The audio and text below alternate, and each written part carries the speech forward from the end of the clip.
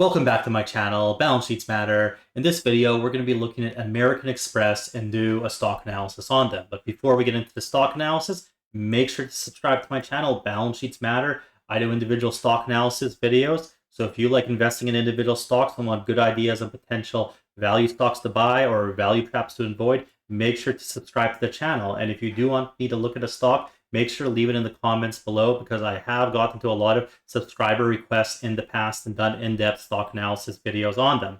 And with that, now let's get on to the analysis. So everyone basically knows who American Express is. They're the credit card company, and their business model is very simple. So in this type of analysis here, I really think we actually only need to look at this 30,000 foot view and really see, is there actually any significantly anything changing in the business? And other than that, we just need to see, what could possibly be a fair price to basically pay for American Express.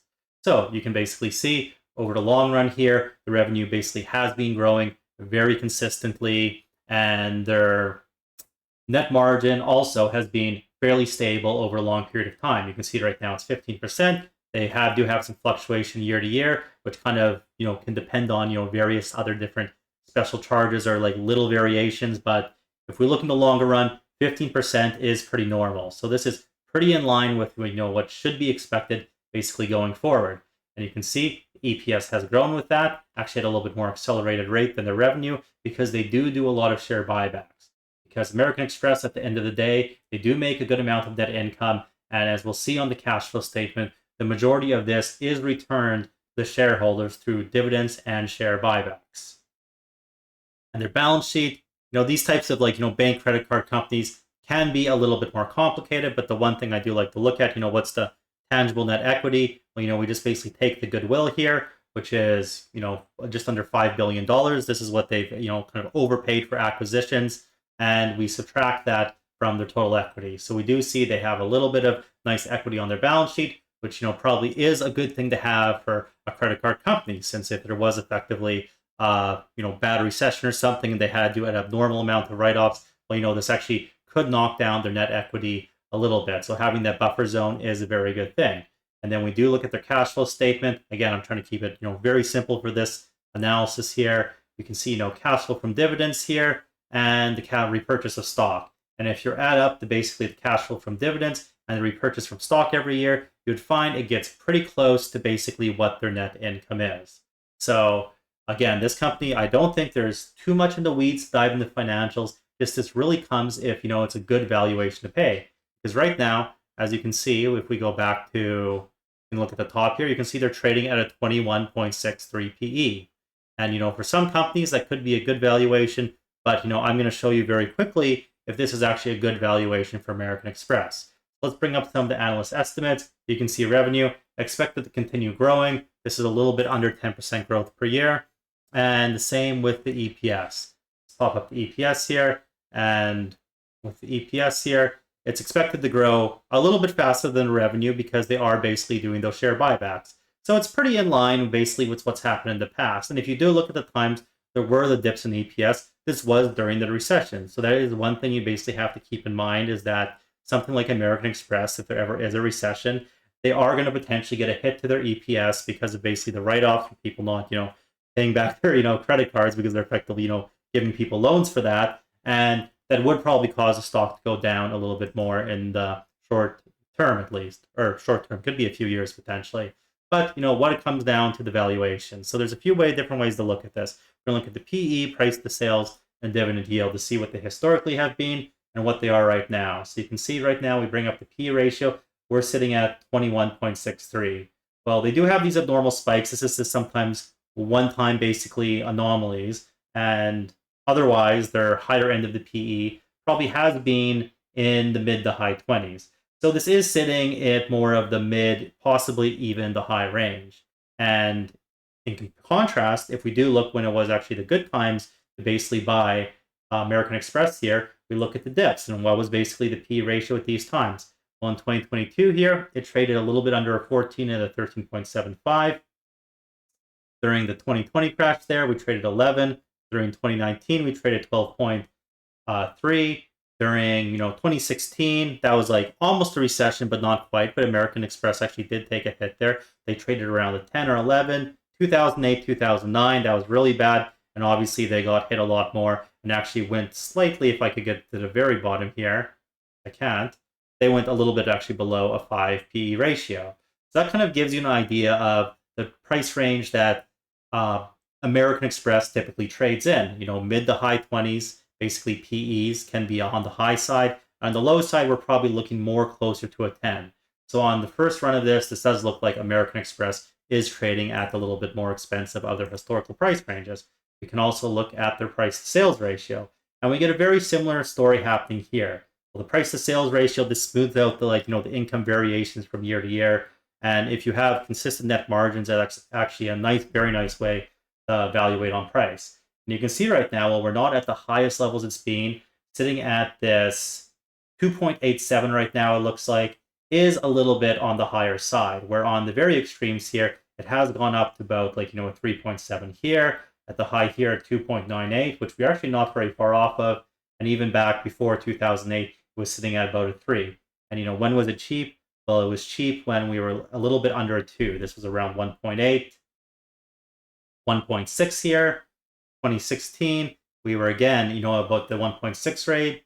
2008, 2009, which was, a lot worse time, went really low down to 0.42, and basically then around here at 1.6. So kind of your standard non-great financial crisis pullback, or pullback if you want to call it, or crash for American Express. You're probably looking at about a 1.6 price to sales ratio, which is indicating, we actually are quite above that right now. So this is probably not looking like the best time to buy. Another third way to do this, well, actually, before we do that, I'll just confirm that with the margins, since price to sales ratio is a derivative of basically profits, and you can only use that type of analysis if the net margin is relatively stable. And over this longer term here, I would say the net margin has basically been relatively stable. Well, it was marginally lower in the 2000 range here. Basically, 2002 going forward, it's trended in this consistent range, 15% here, which we're right now being kind of like the medium. It sometimes goes a little higher, sometimes goes a little lower, so that does kind of provide some confirmation that using the price to sales ratio is probably a good way to look at the stock for evaluation. And the third way we can do it is very simply the dividend yield. Since this company, pays a very consistent dividend yield, and again, this is very similar in the same type of analysis. Whenever the dividend yield is relatively high, and they do also have a similar payout ratio, that's when it's been a good time to buy the stock. And you can see basically there was, the times it triggered around 2020, 2016, especially, in 2008 and 2002. So this marked a lot of big bottoms for the stock. And you can see in contrast right now, we are sitting actually at the much lower end of the dividend yield, which does signify this stock is a little bit potentially expensive. And if we do go into the chart for a little bit of technical analysis, I do kind of have a longer term trend here. Yes, I know, well, it has basically stretched out sometimes, a little bit overextension, in either direction. This is kind of the overall trend. The stock has been going up, and it is actually fairly consistent of what the growth has been. And you can see we are at the very kind of like near of this top trend, although it has exceeded it before. So, that is always very possible. Overvalued stocks can always basically get more overvalued. And, with that, you don't actually have to, you can just choose not to invest in stocks like that. And you don't have to feel bad if you miss on the upside, because we're not necessarily shorting it. But if we are looking at a potential place to buy it, these are the levels I would start looking at. Because if you kind of take it that, this isn't quite a 50% crash down to 180, but it's pretty close, that it would definitely put American Express in that much more attractive PE ratio. Right now it's 21. If we want closer to a 10, well, that would be about 50% down. If we want, the same thing of that price to sales ratio being around 1.6, we're close to 3 right now. That also aligns with it. And also same thing with the dividend yield. There was a little bit around the 1% dividend yield. And if you want a dividend yield that's around 2% or a little higher, which has historically been the good times to buy, well, that would basically lead you to wanting American Express in about that time. So right now, this is obviously not a stock I'm buying. I'm not shorting it either, because I generally avoid shorting high quality companies. If anything, I just wait for these companies to come down basically to a price when I do want to buy them. And this is why, I'll keep them on my watch list. And this is one that I actually do have on my watch list. My watch list is very large. There's actually several hundred stocks on it. And I try to wait for these opportunities of basically when there are actually good discounts for high quality stocks like American Express. So anyways, that's basically where I'm looking for American Express. I'm only going to start getting interested in it when it gets to about $180, potentially down to 144. And you can see from a technical analysis perspective, this would bring us down to this lower channel. And also, if we look at just monthly moving averages, the yellow one here, which is my 150, this previously has been a good support and would also potentially bring us into this zone, depending when the stock basically comes down to it. And if we zoom in a little as well, just for a little bit more, because when there's a lot of consolidation and price action in areas, that's typically where buyers were there once before, well, they can frequently show up there again. We do have a big price volume profile bulge right here. So it is very likely that if the stock does start to fall, it could come down to this area. And the reason why that is that it's gone up basically on very light volume, meaning even though it's ran up a lot, there was not actually a lot of overall buying interest during this uptrend compared to this consolidation right here.